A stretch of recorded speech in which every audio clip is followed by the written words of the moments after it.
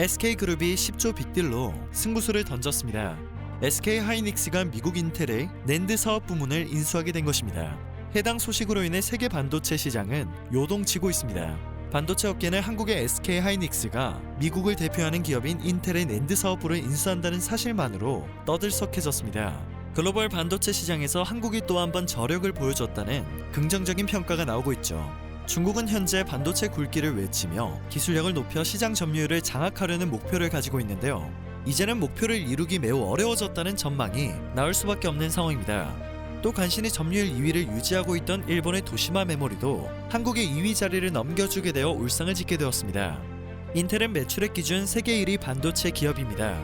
미국 반도체 산업을 대표하는 상징적인 회사이기도 하죠. 이번에 SK하이닉스가 인수하는 부문은 인텔의 SSD 사업 부문과 낸드 단품 및 웨이퍼 비즈니스, 지적재산권 등 낸드 사업 전체이기 때문에 중국 다롄의 생산 시설도 인수하게 됩니다. 생산 공장이 중국에 있는 만큼 중국 내 SK하이닉스, 즉 K반도체와 K메모리의 영향력이 커질 수밖에 없는 것입니다. 이는 세계적으로 봤을 때도 마찬가지입니다. 21일 시장 조사 업체 옴디아에 따르면 올해 2분기 낸드 플래시 시장 점유율 1위는 삼성전자입니다. 33.8%의 점유율을 기록했죠. 2위는 17.3%의 도시바 메모리, 3위는 15%의 웨스턴 디지털이었습니다. 그리고 인텔이 11.5%로 4위, SK하이닉스가 11.4%로 5위를 차지했습니다. 이제 SK하이닉스가 인텔을 인수하게 되었으니 SK하이닉스의 낸드 시장 점유율은 22.9%로 2위에 올라선 것입니다. 일본은 최근 반도체 분야에서 점점 밀리는 모습을 보이고 있습니다. 그래서인지 해당 소식에 일본인들은 큰 아쉬움을 표하고 있습니다. 하지만 사실 그렇게까지 아쉬워할 이유가 없다는 것이 업계 관계자들의 설명입니다.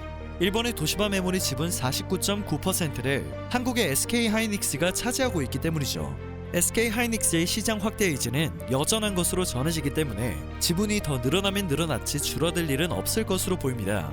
시장 전문가들은 전 세계 낸드 플래시 시장이 2019년부터 2024년까지 연평균 13.2% 성장할 것으로 보고 있습니다. 이렇게 되면 2024년 낸드 플래시 시장 규모는 855억 달러로 올해 전망치인 592억 달러보다 50% 가까이 늘어날 전망입니다. 한국은 디램 메모리 시장에서도 과반 점유율을 돌파하고 있습니다. 낸드 플래시와 디램을 포함한 전 세계 메모리 시장에서 우리나라가 독주 체제를 형성하고 있는 것이죠. 전 세계가 반도체 중심의 성장 전략을 마련하고 치열하게 주도권 확보를 위해 경쟁하고 있는 상황인 것을 감안했을 때 국가 경제 전반의 기초 체력 향상에 상당한 기여를 하고 있는 겁니다. 이렇게 한국이 명실상부한 메모리 반도체 최강국으로 발돋움하게 된 상황을 지켜봐야 하는 중국은 애가 탈 수밖에 없겠습니다. 반도체 굵기를 외치며 정책적 지원을 아끼지 않고 있는데도 메모리 반도체 분야에서 좀처럼 한국을 따라잡지 못하고 있기 때문입니다. 최근에는 미국의 제재까지 더해져 굵기 전략에 큰 차질이 생기고 있죠. 대선 결과와 상관없이 중국 반도체 산업에 관한 미국의 강경책은 지속될 것으로 전망됩니다. 메모리 반도체 강자인 삼성전자와 SK하이닉스가 중국 메모리 반도체 기업들의 추격을 따돌리고 시장 지위를 유지할 수 있는 조건이 만들어진다는 점에서는 긍정적입니다. 일단 현 시점에서 한국은 미국에 이어 세계 반도체 시장에서 매출 기준 점유율 기준 2위를 차지하고 있습니다. 일본과 유럽은 물론이고 이를 악물고 추격을 시작한 중국보다 3배 이상 높습니다.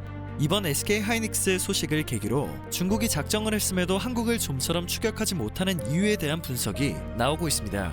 중국과 다르게 한국에서는 메모리 시장에서 선순환 경쟁 효과가 나타나고 있다는 것입니다. 실제로 디램 부분에서 삼성전자의 시장 선도와 SK하이닉스의 빠른 추격은 후발 주자들과의 격차를 벌이는 계기로 작용했습니다. 일례로 지난 2017년 12월 삼성전자는 10나노급 디램 2세대 제품을 내놓았는데요. SK하이닉스는 11개월 후 이를 따라잡았습니다. 3세대 제품의 경우 2세대 제품을 따라잡는 데 걸렸던 기간보다 4개월을 단축시켜 7개월 후 개발을 마쳤습니다. 시장을 계속해서 선도해 나가려는 삼성전자와 이를 따라잡으려는 SK하이닉스의 경쟁 효과가 중국과의 기술 격차를 지속적으로 유지시키는 데 크게 기여한 것이죠. 일각에서는 10조 3천억 원이라는 엄청난 금액을 낸드 플래시 시장 성장 가능성에 투자했다는 점 때문인지 승부수 혹은 무리수라는 평가가 나오고 있습니다. 하지만 이 승부수는 차후 중국과의 격차를 유지시켜주는 역할을 할 것으로 보입니다. 반도체 시장은 수요와 공급에 따라 가격이 굉장히 민감하게 움직입니다. 낸드 플래시와 디램 모두 국내 기업이 압도적인 점유율을 보유하고 있다는 사실은 앞으로 우리가 시장 환경을 유리하게 끌고 나갈 수 있다는 것을 의미합니다. 지난해 일본 수출 규제 악재에 이어 미중 간 기술 패권 경쟁까지 더해진 상황임에도 불구하고 과감한 투자로 몸집을 더 키워나가고 있는 한국의 K반도체, K메모리 산업의 꾸준한 선전을 기대해봅니다. 오늘 전해드릴 소식은 여기까지입니다. 유익하게 봐주셨다면 그것만으로도 감사드립니다. 늘 새롭고 유익한 뉴스로 찾아뵙는 로버튜브 되겠습니다.